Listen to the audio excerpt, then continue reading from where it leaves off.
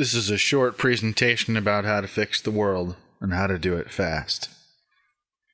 Most of us can quickly cite multiple reasons, multiple ways in which our world is in crisis. But I want to show you some things you've likely never heard before. Some things you really have a right to know. First, I have to give this warning, though. Some of this content is likely to upset you and make you very angry, because it will challenge you to be a better person.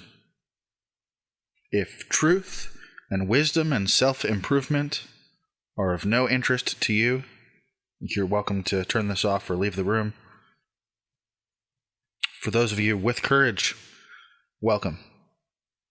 Time is of the essence, and so I'm going to try and move through this presentation very rapidly.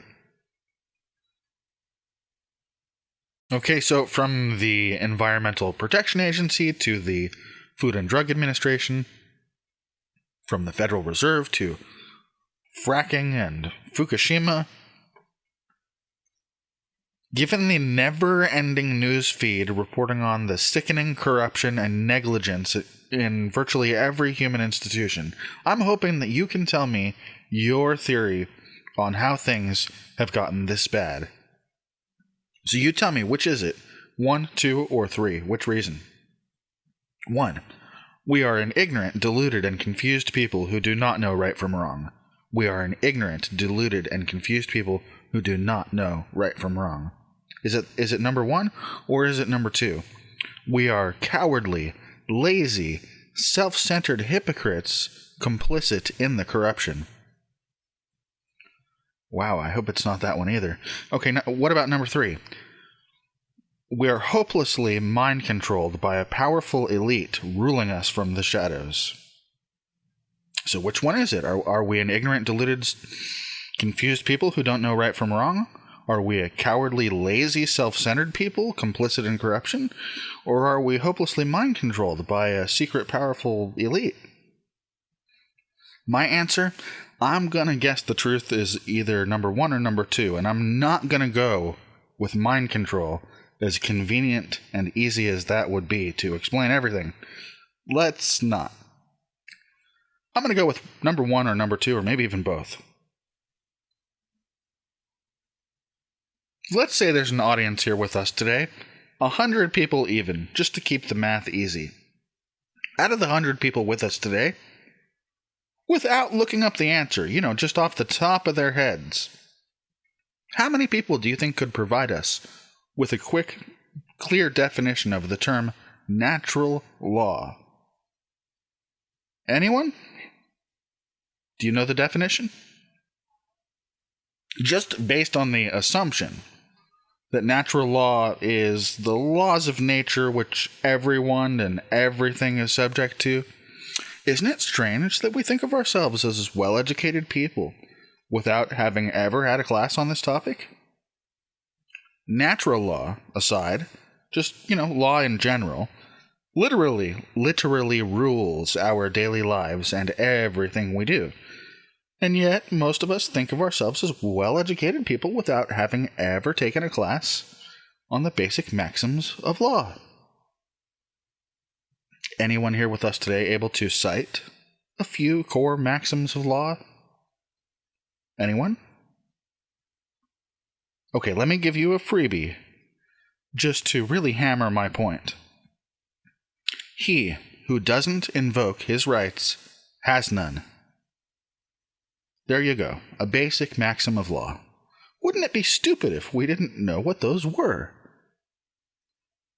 Let's look to Black's Law Dictionary to find the legal definition of natural law.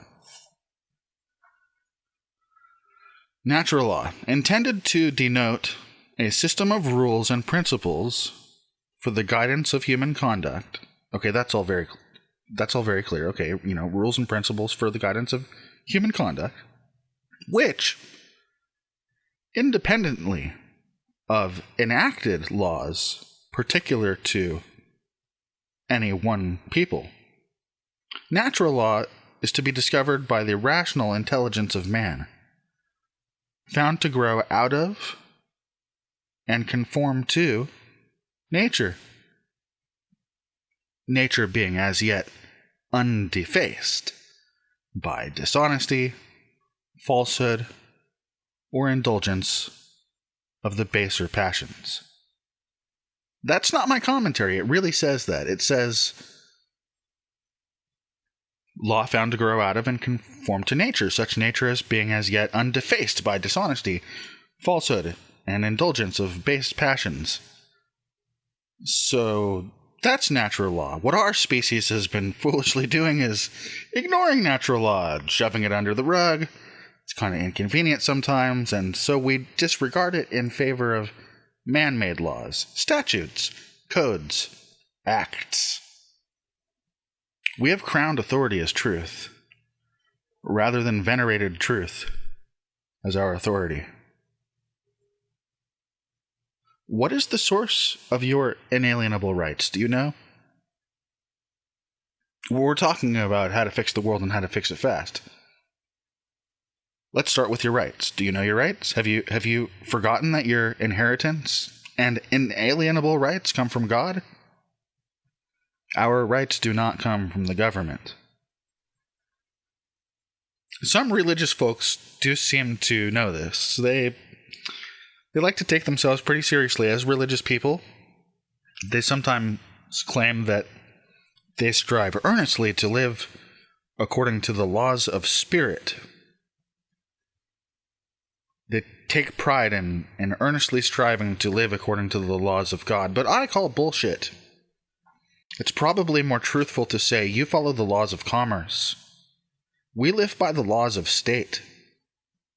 And then if and only if it doesn't inconvenience anyone, if it doesn't disturb the peace, if it doesn't freak our neighbors out, doesn't rock the boat, well, then we'll live by God's law. But be honest. Would you really live by your religion's mandates if it caused you trouble with the government? Statism is our true religion. Self-elected authority is our true power that we answer to, not universal spiritual law. So, what kind of person are you?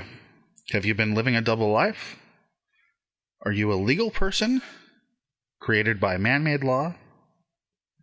Or are you a natural, living being, subject to natural law, born of spirit, of life itself? Well, actually, you are both, but you've likely betrayed your natural self in favor of identifying primarily with a man-made, legal fiction, a fake self, a legal person. A definition from Black's Law Dictionary. A person is such, not because he is human, but because rights and duties are ascribed to him. Interesting, huh?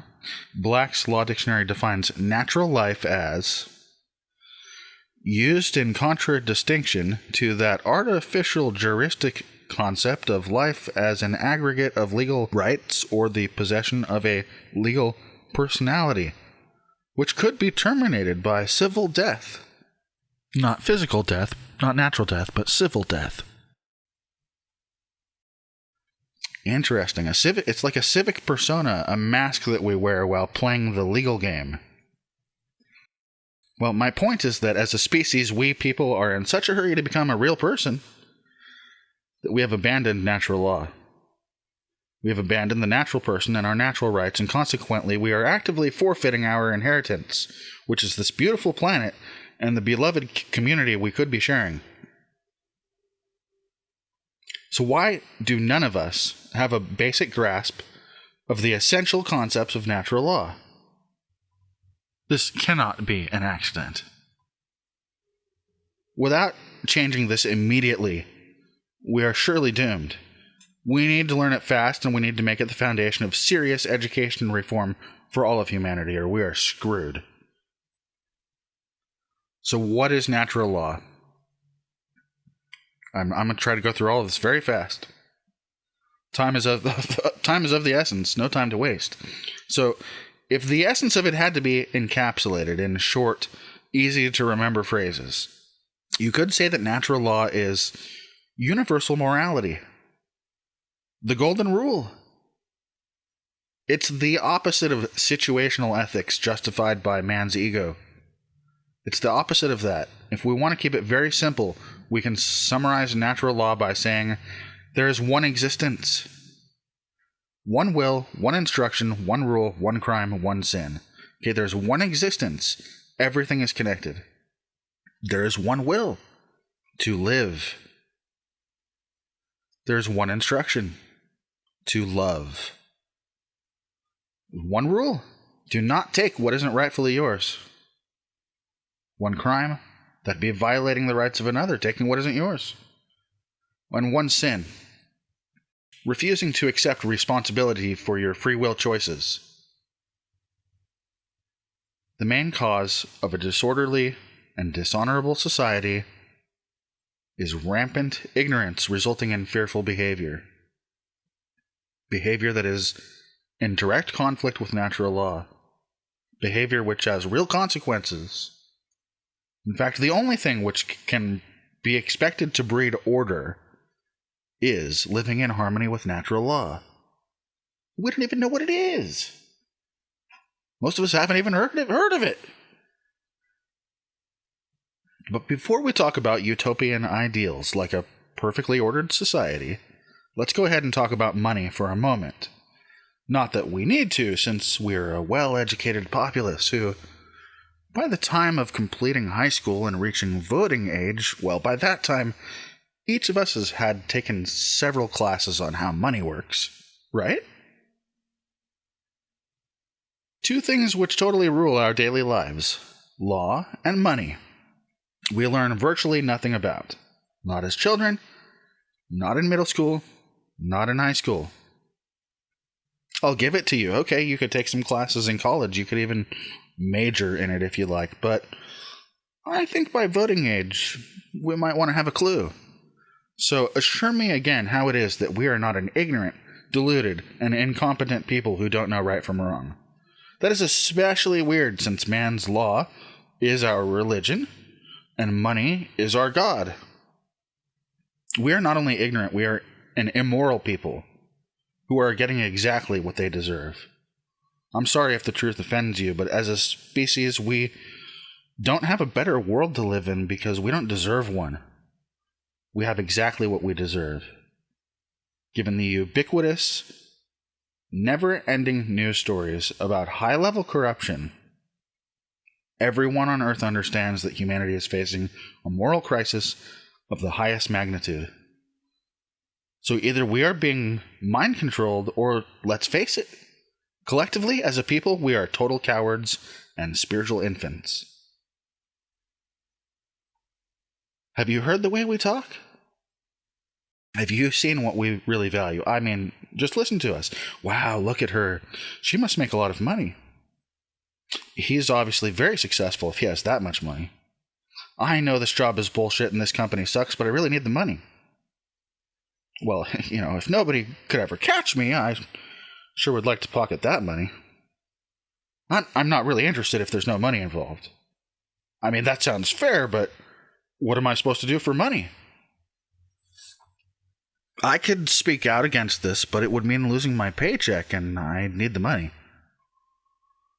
I wish I had that career over there. Can you imagine the paychecks from that job? I really have to find a way to make more money. Being nice doesn't pay the rent. And you too, you should really be asking for more money. All of us, we should be getting more money. Money's what makes the world go round. Follow the money. I mean, the bottom line is no money, no deal. You can't expect to have a voice here without any money. It's nothing personal, Dave. It's just about the money. You want to get good grades so you can make more money. In fact, I'm going to lie on this form so I could save a little more money, and, well, on second thought, I better obey the law or I could lose a lot of my money. Ooh, those fees would be a lot of money. He must be really smart. Look at all his money. Wow, if this doesn't work out, what would I do for money? I mean, whatever happens, I have to get paid. Okay, you may not be willing to admit it, but almost everything you do is related to earning, spending, saving, or strategizing to make more money. It is as if money has become our absolute master. If you can't admit to that, you are either genuinely Christ-like, or perhaps you can't see it because, well, there's this principle at play that a man cannot be made to see something if his paycheck depends upon him not seeing it. But you know what's more important than money? It's possessing the essential skills required to feed, clothe, and shelter yourself and your loved ones.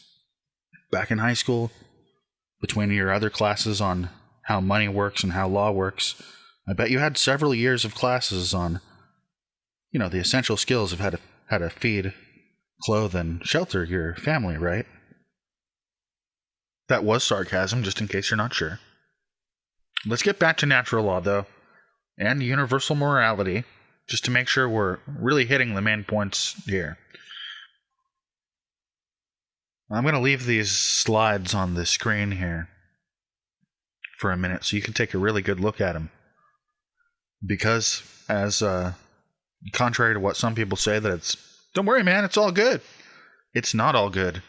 There really is right and wrong. Right action, correct action is based in truth. Wrong action, incorrect action is not based in truth. Moral action is in harmony with natural law. Immoral action is in opposition to natural law. You're in the right if your actions do not result in harming others. You're in the right. If your action is based in immorality and non-truth and results in harming others, you're in the wrong. It really is that basic. If you need to sum up all of natural law as that simple universal morality, that's it. But I want to address another thing here, because there's a difference between force and violence, and a lot of us spiritual people are really we've really embraced the notion it's always wrong to apply force. Very unenlightened to ever use force. There's no place for that. We take vows of nonviolence, those of us who are very serious about being peacemakers. Violence is definitely violence, and violence is definitely wrong. But force is not necessarily violence. Force is the capacity to do work, the capacity to cause physical change. Force is energy, strength, active power. It's not necessarily the immoral use of physical power to coerce, to compel or restrain somebody against their will, to violate somebody's rights. No, force is action which is in harmony with morality, in harmony with natural law. Force is okay if it does not violate another person's rights. It's initiation of coercive force, coercive action, which is in opposition to morality, in opposition to natural law, because it involves violating another person's rights. That's violence, violation, violence. Action which one always possesses the right to take includes defense against violence. You will have to apply some sort of force to defend against violence, even if it is closing a door in somebody's face or pushing somebody's hand away from your throat. Violence, on the other hand, is action which one never possesses the right to take. Nobody ever has the right to act violently. They do have the right to apply force. The capacity to do work or cause physical change, action which is in harmony with morality, in harmony with natural law, because it doesn't violate anybody else's rights. That's fine. So in a way, if it's really this simple, we must be really good at bullshitting ourselves. So in closing, I'd like to take a deeper look at some of our bullshit reasons for not dealing with wrong and immoral actions which harm the people we love.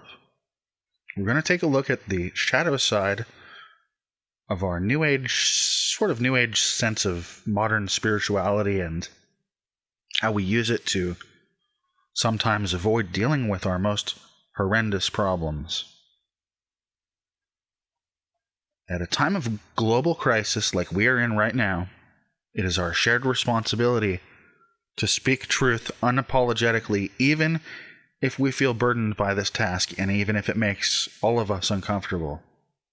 I am a man of peace. It is my deepest and most sincere desire to grow to a place of maturity that I can embody unconditional love. I value meditation. I meditate daily. I value spiritual practices immensely. I'm a deeply spiritual person, or at least I try to be. In some ways, I'm in fact very new agey, but I'm going to call this next closing segment New Age bullshit, or no, let's call it Murder of the Sacred Masculine. You heard me right. Murder of the Sacred Masculine. How is it we're taking action against injustice if we just say all these things to ourselves and each other? Does any of this sound familiar? Is any of this maybe why you're not taking more action? We're told never get angry. Be calm all of the time. This is, again, New Age bullshit. Beliefs, we have beliefs, principles, spiritual truths, which, yes, they're true in their own right. They're true to a degree. These principles do have their valid wisdom, but we seem to abuse them. We're all too willing to just bury our head in these things so that we can avoid taking responsibility for horrendous problems. So one of them is, we're told never get angry, be calm all the time. How about using force is violent? We were just covering that. Using force is violent. Don't use force. Just witness your upsets and they will dissolve. What you resist persists. Don't focus on the negative. Focusing on the negative attracts more. Just focus on positive things instead. Truth defends itself. You don't need to defend truth. Truth defends itself. And besides, it's not about doing. It's not about doing. That's ego. It's about changing your reality. Stop grasping for control. That's what it's about. We need to stop grasping for control because the grass grows by itself. And you know, all these problems in the world, it's just the nature of duality. Seems like there's problems, but there's really not. We need to learn to be in the world, but not of it. And it really is all relative, so, we should stop judging. This is, it's about, what we need to do is we need to accept, surrender. Besides, maybe it's your karma. All this injustice and victimization you claim things that have been done wrong to you. We all know it's just your karma. And that other crap happening to those other people over there, that is their problem. It is not your karma. And besides, everything is fine because it's all good and it's all God. So let's just live and let live. There's no real point trying to call people on their bullshit. If they're not ready to hear it, they're not ready to hear it. Don't waste your energy calling people on their bullshit. Never and never get confrontational. There's no need to force anything. Drop your expectations. Drop your attachment to specific outcomes. You create your own reality anyway. It's all within. The Bible teaches us resist not evil. And aren't we here to transcend right and wrong anyway? I mean, seriously, if things get really bad, God will protect us. If things get really bad, God will protect us. We're good people. We're good people, and so everything's going to turn out fine. Have you ever heard any of that stuff? Again, it's all true in its right time and place and context. There is wisdom in each of those principles. There is truth there. But sometimes we're just outright fooling ourselves. We are brainwashing ourselves into non-action, non-responsibility. Remember when I was trying to very simply sum up this universal moral law? The one sin would be refusing to take responsibility for your free will choices. And oftentimes we are using these excuses to do it. If you're ever not sure if you're fooling yourself, into not taking responsibility, consider this heartfelt prayer from Alcoholics Anonymous. A lot of you have heard this before. God, give me grace to accept with serenity the things that cannot be changed, the courage to change the things which should be changed, and the wisdom to distinguish one from the other. In other words, a lot of Eastern spirituality is very beautiful, and the divine feminine surely has been run out of town previously in our history.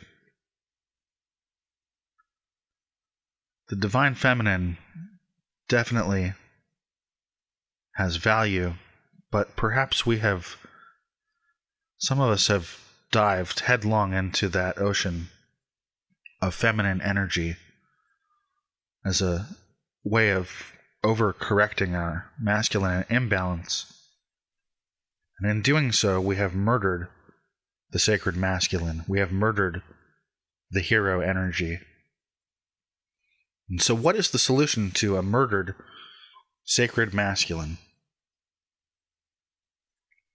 Solution number 1. Learn to say no to injustice. Learn to say no to injustice. Say it loudly and start today.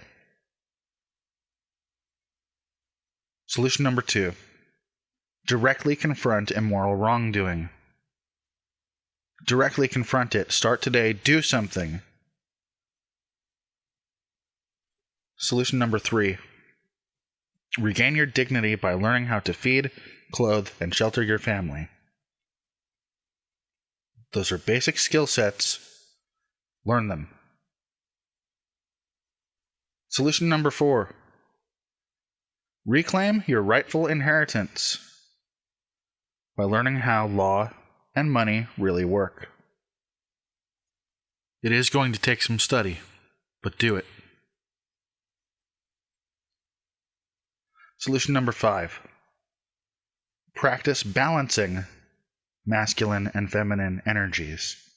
Perhaps you'd like to try some active meditations rather than only passive ones. Solution number 6.